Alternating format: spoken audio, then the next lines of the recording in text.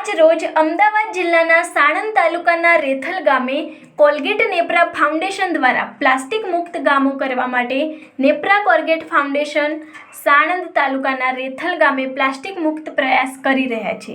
ત્યારે રેથલ ગામ પસંદ કરવામાં આવ્યું હતું અને નેપ્રા કોલગેટના અજય સર દ્વારા પ્લાસ્ટિક કેવી રીતે એકત્ર કરવું અને ડસ્ટબિનનો ઉપયોગ કરવાનું સૂચન આપ્યું હતું। રિપોર્ટર ભરતસિંહ ચૌહાણ, સાણંદ। मैं नेप्रा फाउंडेशन से हूँ। हम कोलगेट के साथ मिलकर गांव में एक स्वच्छता और कचरा व्यवस्थापन का उपक्रम कर रहे हैं, जिसमें हम डोर टू डोर एक इनिशिएटिव है, जिसमें हम घर घर जाके लोगों को कचरे के बारे में अवेयरनेस फैलाते हैं। उनको बोलते हैं कि सूखा कचरा और गीला कचरा क्यों अलग करना चाहिए, उसका इम्पोर्टेंस क्या है और प्लास्टिक का इन्वायरमेंट पे क्या इम्पैक्ट होता है।